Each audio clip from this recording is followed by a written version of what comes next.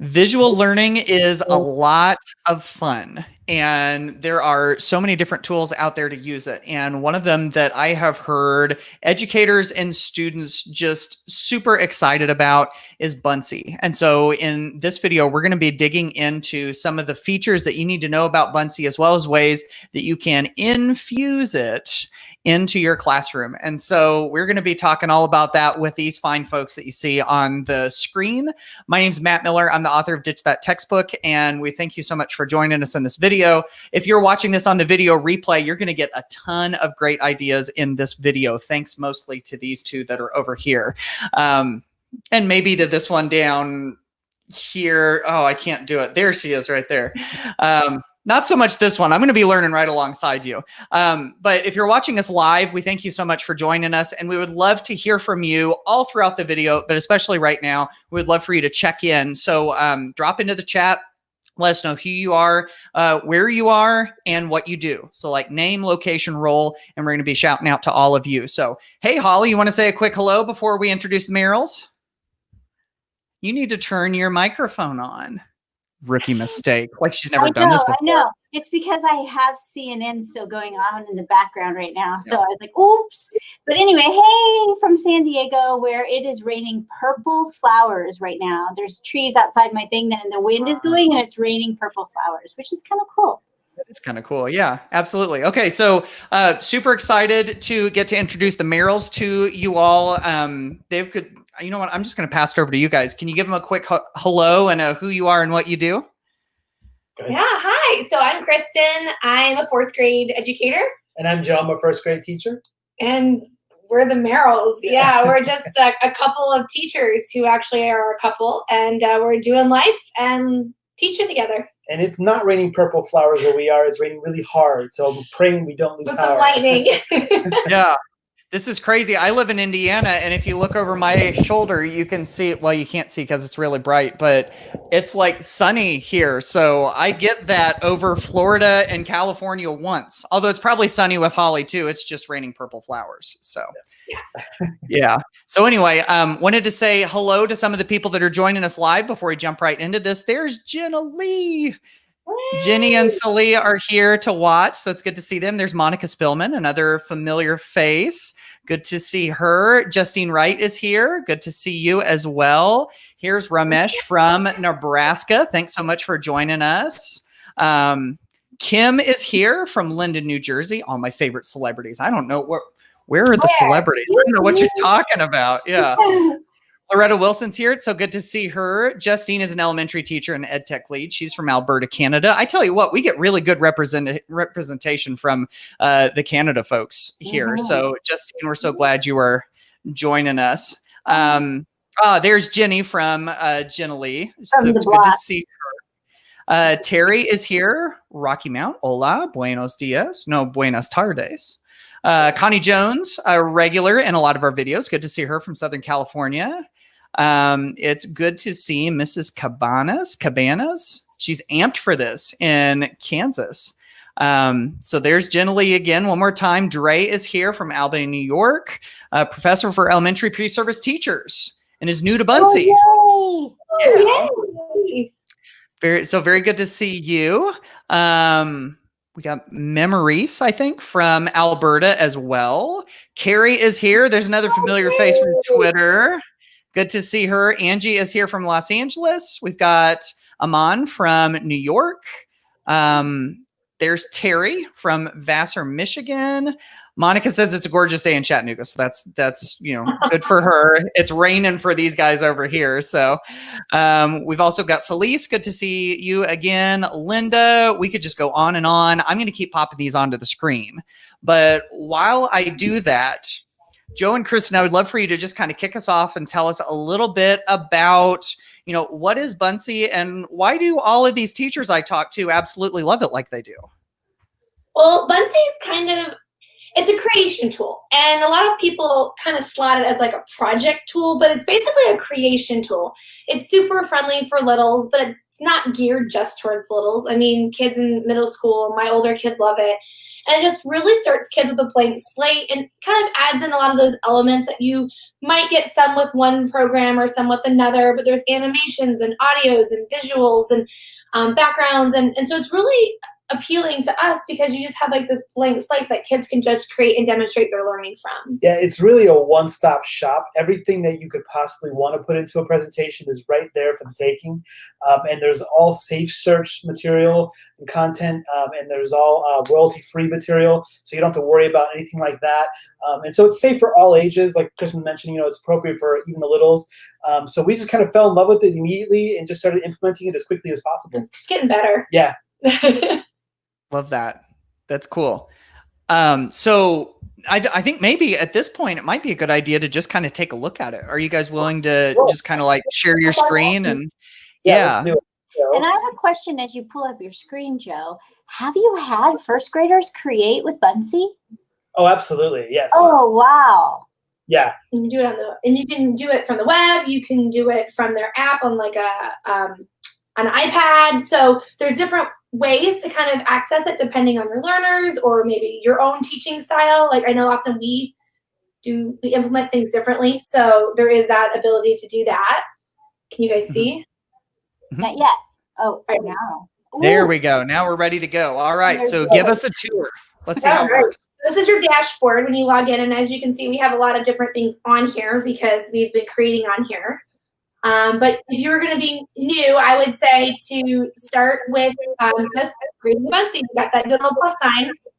And they've got a few different options here. There's 3.0 and 2.0 is the older version. 3.0 has all the bells and whistles, so we usually just just give us the version to stay on 2.0 if we want because we've been using it for so long. So once you get in, you can actually customize your canvas size. You can pick from things like a Twitter image, a or bookmark, anything. You can put in any type of size you want, which is nice depending on what you're designing. Even you said bookmark, right? Yeah, I said bookmark. Bookmark, yeah. But so covers, all sorts of stuff. You can narrow it down as small as you need it to be or as large as you need it to be, which is pretty handy. But for the most part, there's really, really cool templates that are actually right there for the taking on the newly added section. As you can see, there's a lot of virtual classrooms, which was all the hype recently, especially with remote learning. So if you just want to go in and you want to create something, we'll just go ahead and play with one of these virtual classrooms. We have brochures and business cards. And what's really nice about Buncee too is that as an educator, you can create and design for yourself, or your students can create and design within the learning environment. So it's like one of those tools that's not just slotted as, oh, the kids are going to use this during school time, or I as a teacher am going to create or plan with it. It really is versatile in both of those facets. Yes. So if you were looking to create, you would just come up here to start from scratch, or you can pick from the templates, but we'll go here for our sake today. Now, if I was designing one of those really cool virtual classrooms that have been floating around social media, the first thing I'd want to do is click here to change my background. So I'll just click right here. And as you can see, the first ones that come up are some of these classroom images because, like I said, those have been really popular. And they're really great at Buncee at adding things in that you need. So if you are looking to design something, when I first started using it, I used it to illustrate books, and it was all about beanstalks. And so I was going in at a time and there were any beanstalks and so I messaged them, and within like a day, all of these new illustrations came up. So they're really good at like trying to listen to what people want and add things in. But I don't know, let's just pick one. I'll let you pick. We got two Buncee people here right now, as a matter of fact. So yeah, I think they're joining in. We'll just pick, I don't know. And if you see one of these templates that you like, you can also take these out of it. Let's do this one. So, and you can add designs to one page or to a bunch of pages, depending on like what your presentation is. A lot of people think that Buncee has to be like a presentation with tons of slides, and that's not true. You can design a lot of things in just one slide, one creation, and move on. So the nice thing is too that when you have these backgrounds. Now this one doesn't necessarily move. So if you built it from scratch, you could kind of edit the things around and in and out.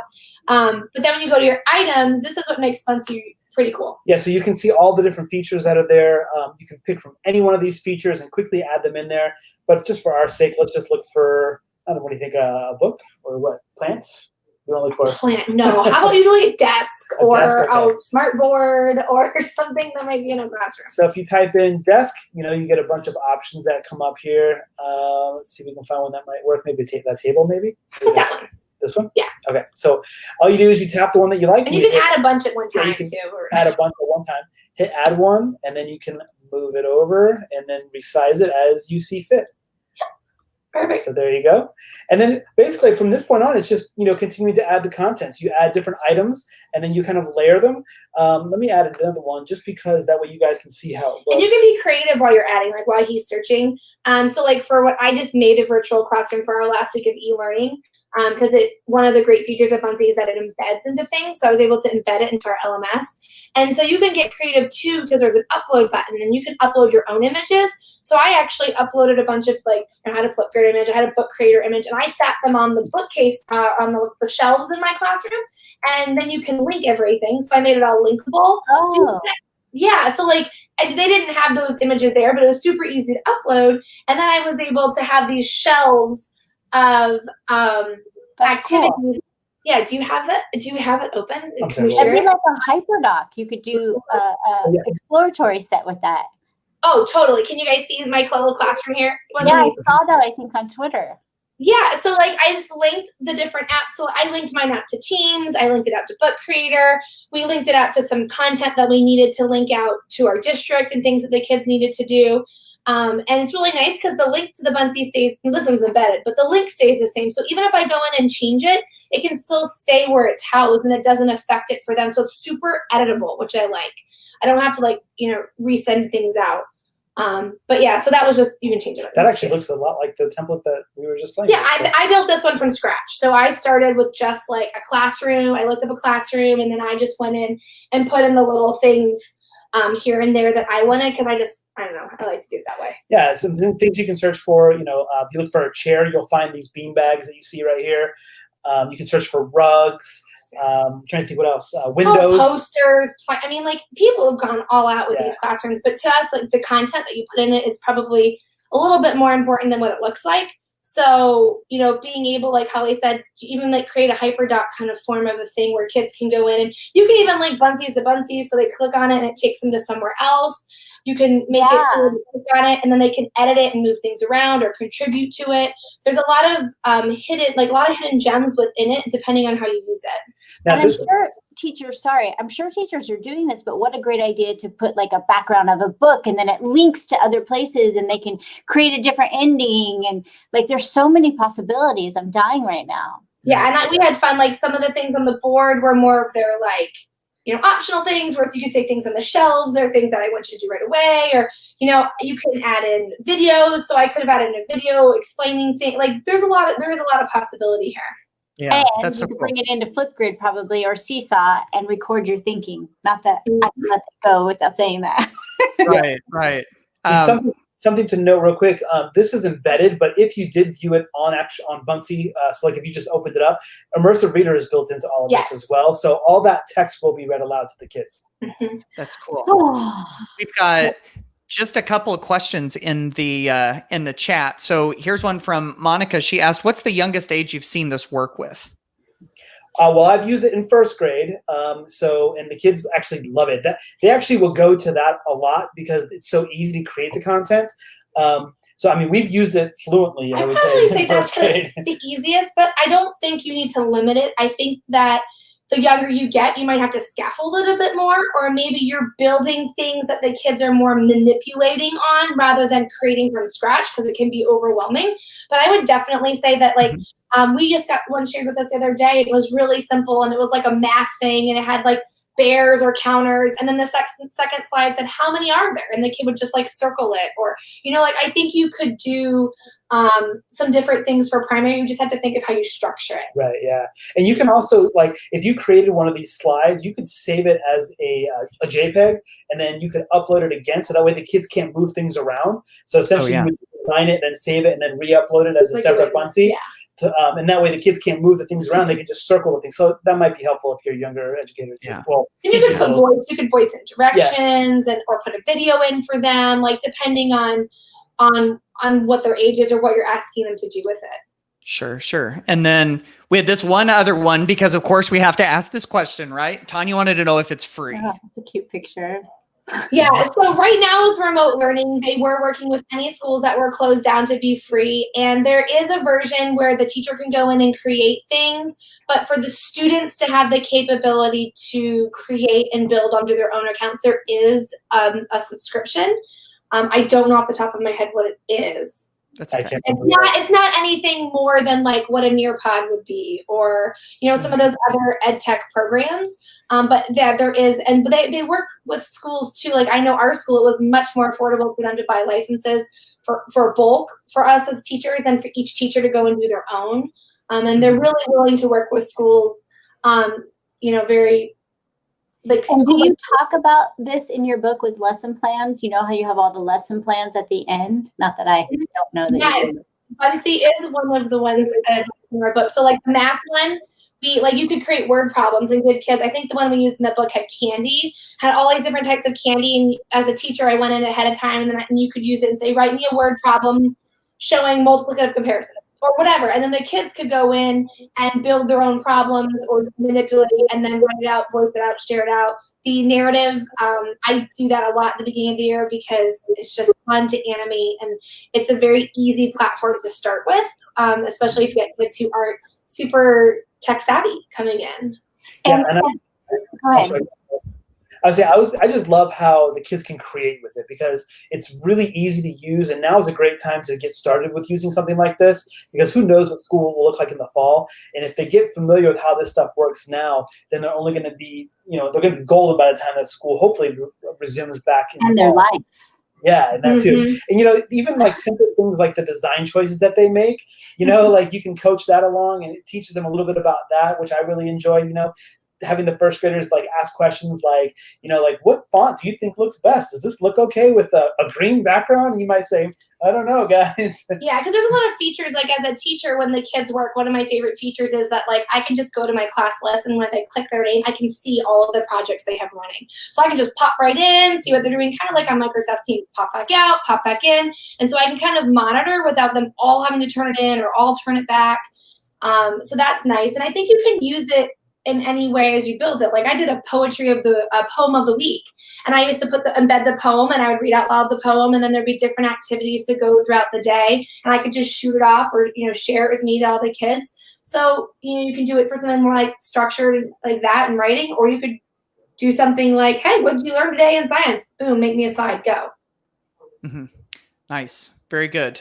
One more quick follow-up question to the, and we had earlier, Rochelle had said she knows some teachers using it in kindergarten. So there you go. There's even more proof of concept than Monica had a follow-up question. Do you think the littles could move things around easier with Buncee than with other slides options, like with a PowerPoint or a Google Slides or something? I think so. Just because if it's harder, when I say harder, it's not hard, but like they would have a harder time as, a 5 or 6 year old deleting an item on Buncee than they would on Google Slides or PowerPoint.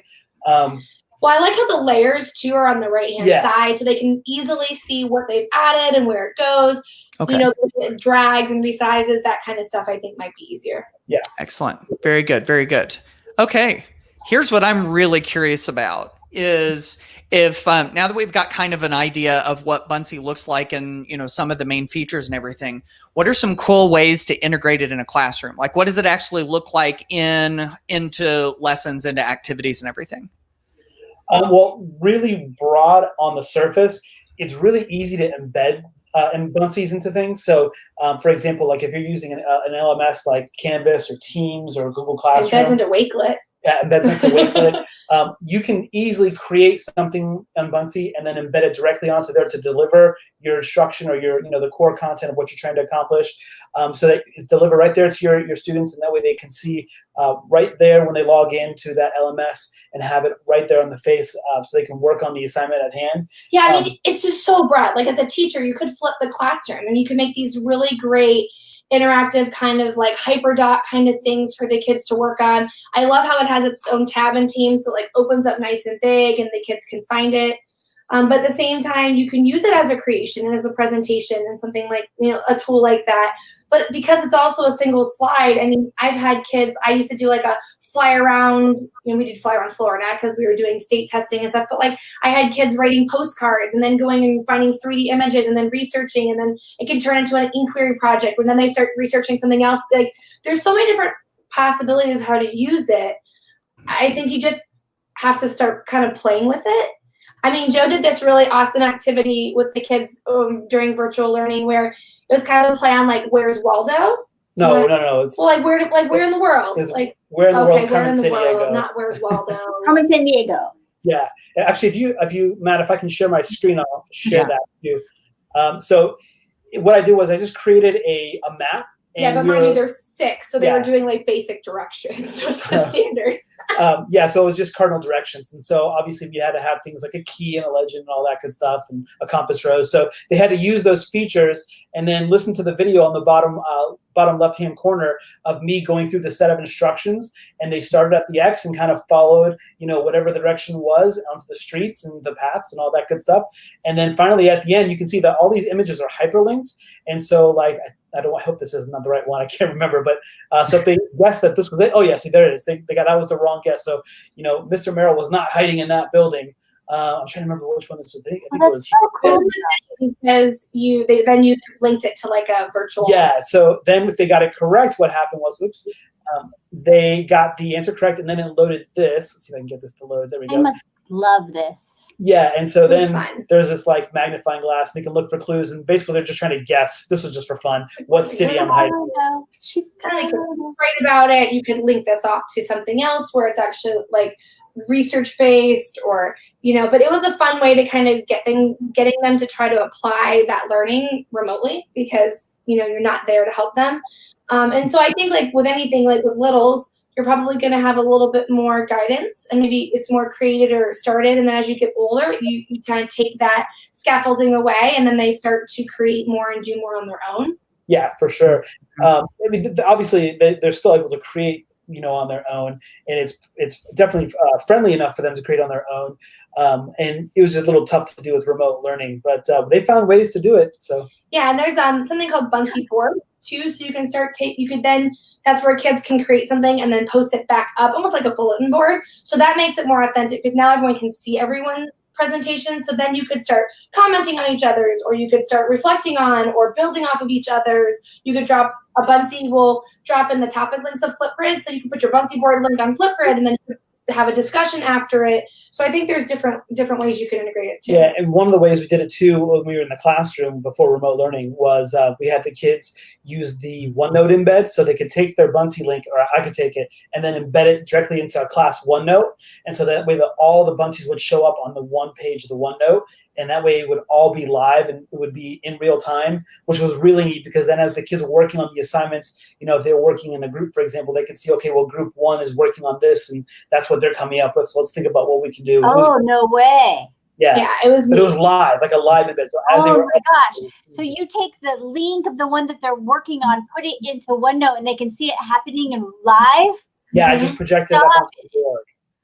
Yeah. You know what I think about that? That's sharing your work.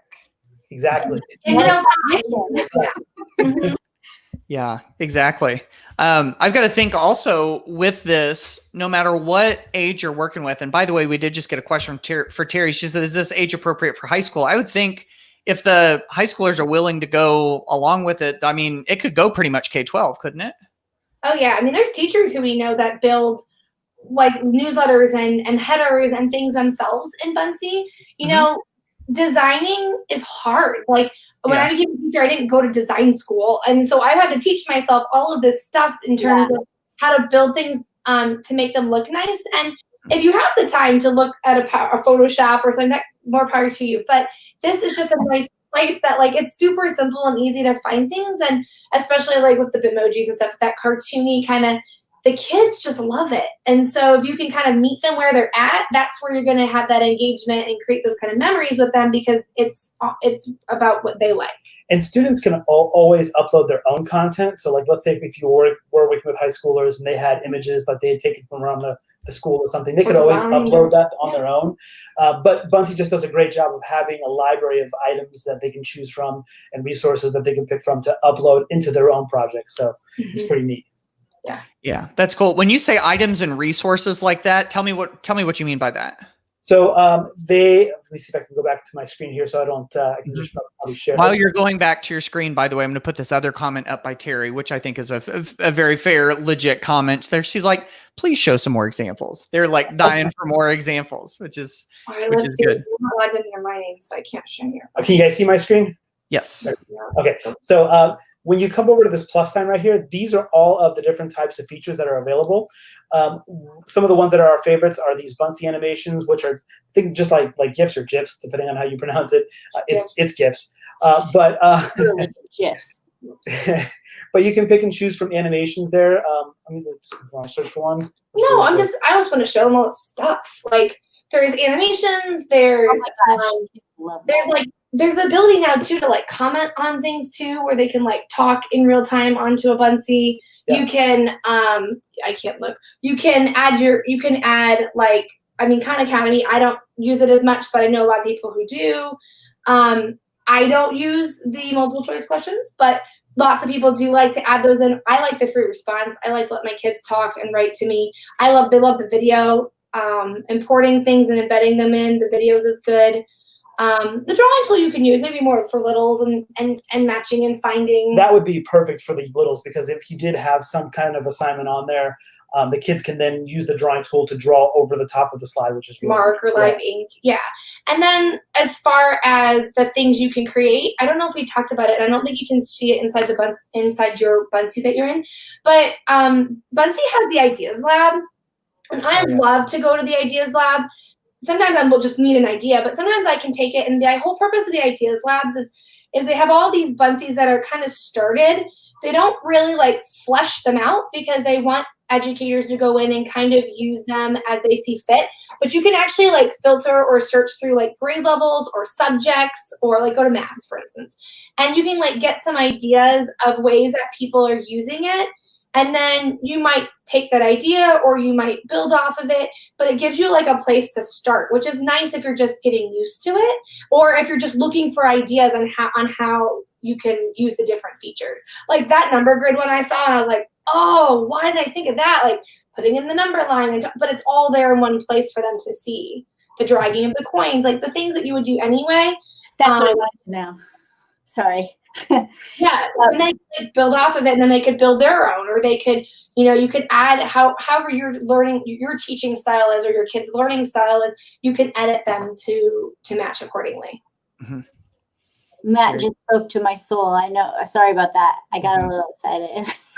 No, that's right. Rochelle's talking about, recording messages and having them record as well. That's Holly's big thing, right? Just push record.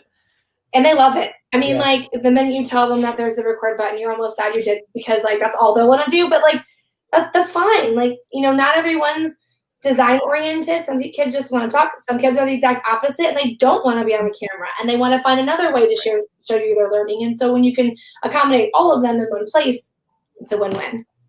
Yeah, absolutely. So I'm going to put the link one more time down here below. This isn't like a sponsored episode or anything. This is just a tool that all of us love or are interested in hearing about. And so, and then Joe and Kristin, real quick, you mentioned something about how, at least as of the recording of this video, there is an offer to extend some of the more premium features, I think. Can you tell us about that one more time? Yeah, they had extended all the premium features to any school that was shut down because of COVID or remote learning. And so if your school is still doing remote learning, reach out to them. I don't know how long that extends, but like they're northern based. They're not in New York, but their schools, they're in New York. They're in New York, New York. Okay.